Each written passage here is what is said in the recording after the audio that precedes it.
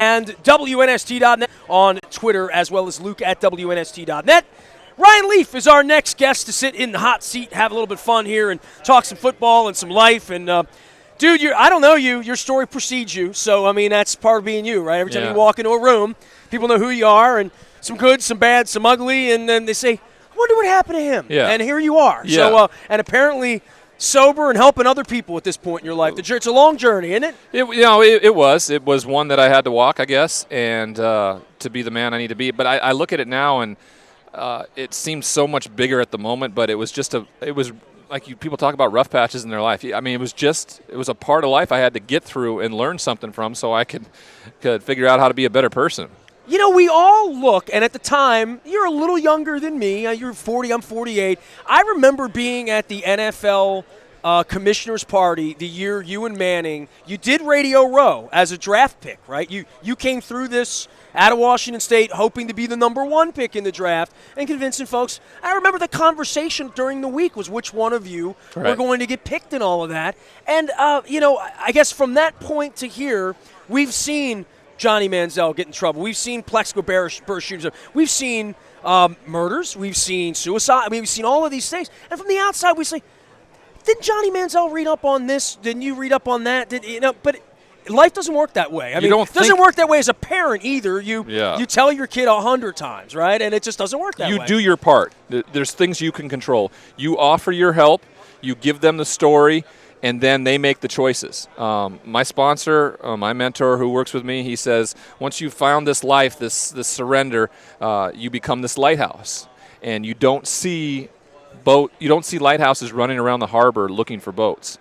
The boats have to come to the light. Wow. And it was very impactful for me to understand that, because I was starting to take it kind of personally when people I was working with would go back out or not take the help. But we do what we can control. We can't control what other people are going to do. They have to make the choices they need to make to learn, and sometimes it has to be the very bottom. In my case, I had to be humbled all the way to the point of waking up on a prison cell floor. That was what I needed to become this better version of myself. Do you have a moment? Was there a moment of light where you saw the lighthouse and went toward the lighthouse and hopefully never to sway? But, I mean, you always wonder where that moment's going to be. It was in prison and was with my roommate who grabbed me. He was an Iraqi Afghan war vet in the Army. And knew who you were. And he really didn't know who I was, but a lot of people told him. He was like, who you're. He wasn't a football fan. He wasn't a football fan. Right, okay. And he said, but he had figured out that a lot of people looked up to me in the prison setting and that people on the outside would too. And he's like, you don't understand, Ryan. You were of value. You're going to get out of here at some point, and you got to be better. I'd ever been of service to anybody else but myself, I think. And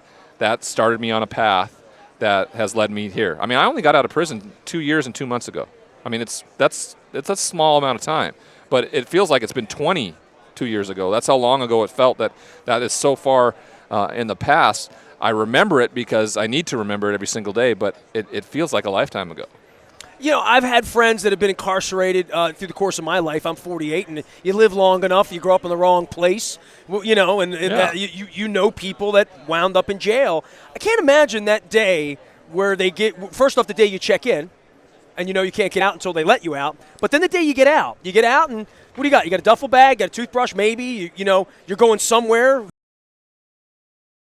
I lived on their couch for 90 days, and I was broke and famous. And famous. Rich and famous, great. Yeah. Rich and not famous, awesome. Yeah.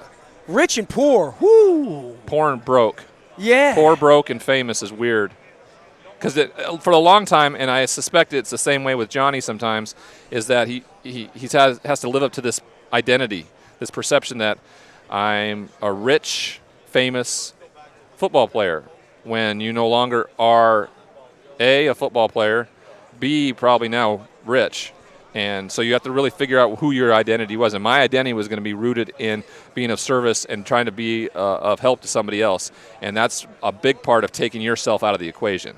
Tell me about the enabling of this along the way. That Washington State, we were at the Cowboys at the end. That at some point they did something. They saw your head or your football aptitude to take a chance on you. Yeah, I think that when I found those places later in my career, Dallas, Tampa Bay, and Seattle, I had learned how to be a professional quarterback, but my pride wouldn't let me be a backup quarterback. I mean, that the guy that was in my head, all those voices in my head was like, you're the best. You're the starter. But you probably could have been a really good backup quarterback because you did understand the game. And I right? could have played for years doing that, but my pride wouldn't let it happen. So I walked away. It was like a self-fulfilling prophecy. I actually walked away and quit something that I wanted to be since I was 4, but in doing so, I essentially nailed the coffin on my NFL career as a failure, which made me a failed football player or bust. And then I lived that identity forever and never could get over it, and I resorted to taking painkillers to numb that feeling for years and years and years. Were you in physical pain, or was this just literally of course, recreational medication at that point to escape, not my back hurts, and there's two ways that goes, right? Yeah, I mean, there's physical pain because I played a professional sport where I got beat up for a living, but I abused it because I needed to not feel the feelings I was feeling, period. So I was a drug abuser because I couldn't deal with life on life's terms. That's why I took it. Bones had to be coming out of my body for me to come off a football field, but if I stubbed my toe, now it was time to get painkillers when I was an opiate addict, So that's the difference, the different combination for sure. Ryan Leaf is here. You know him through the National Football League. He is working to help others right now who have had addiction issues and problems, and he's not. You're not fully choking, right? It was just straight cough. Straight cough. Tell everybody about what you're doing. And this website here, focusedintensity.org. And, look, man, it takes a lot of courage for you to walk through here and tell your story. And I know I know you from the video and all that stuff, and that's how people find you. But if they find this and you help one person, you've really done something here, man. It's been amazing. So the foundation it's a great story. I started in 2011, but I wasn't ready, and I didn't have an apparatus behind me like the company I work with now, which is Transcend Recovery Community. We're based in L.A., Houston, and New York, and we are a recovery community for a foundation that was going to help other people. And while I was in prison, he kept it going. He kept paying the attorney's fees. He kept paying the fees to keep it a 501c3 status until I got out, and he knew that I was ready to take it on. So what this foundation does is it raises money for scholarships for people who can't afford substance abuse and mental health treatment. Because if the NFL grant program didn't exist, I wouldn't have been able to go to treatment and get the help I needed. You got help from the NFL. The NFL helped you. Yes, they did. That's awesome. Yep. I hear that Randy Grimes comes by, Vance Johnson, other people that are in recovery. And, look, I've seen all the stories. I mean, I've been doing this long enough now. We've lost people along the way. And to see people pick themselves up is really an incredible thing. And, I hear a lot of bad about the NFL, a lot of good and the greed and the money and, moving teams around, moving your former franchise up the road. But, when the players need help, I know that there is a mechanism to get that. That's heartening to hear that they did help you. It's improving. It may have not existed so much when I was around. I got arrested twice in 48 hours and didn't hear anything from the NFL or the NFLPA. But I don't want to be part of the problem. I want to be part of the solution, and they're making headway in this and doing different things. So when I did need it, when I got out of prison and I needed a way to go get treatment, because a lot of people, when they get out of prison, they don't want to go seek treatment. That's the last thing they want to do. Right. I wanted to go and build a foundation because I knew what that was going to mean, but I needed money to fund that to be able to do it.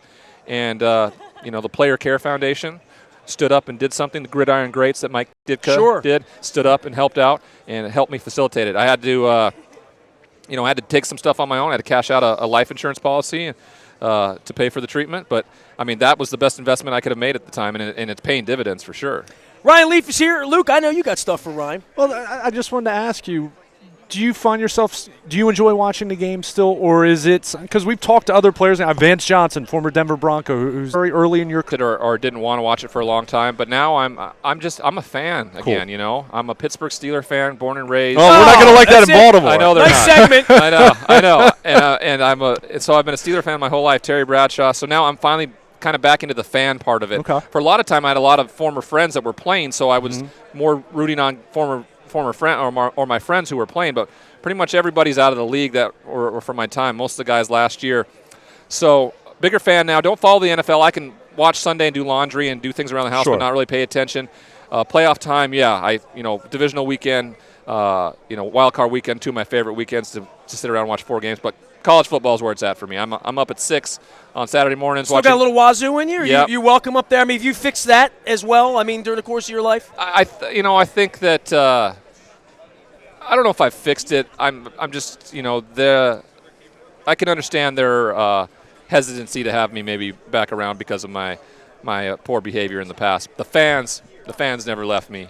ever That's up there. you know, and that's something special because what we did in 1997 was. Is that a goal to get that right? Go back there and have one day? No. No, it's not. Okay. It's not a goal. You don't need to be accepted in that way. What other people think of me is none of my business anymore. And it took a long, long time for me to figure that affirmation out and truly believe it after I say it in the morning. Every morning. I've been saying it every morning in the mirror for 2 years, and I think it's finally taken root. And I can't control, what's going to go on outside. I can just do my part, and then how things play out is how things play out. Tell everybody how to reach to you and your foundation, and give everybody the information.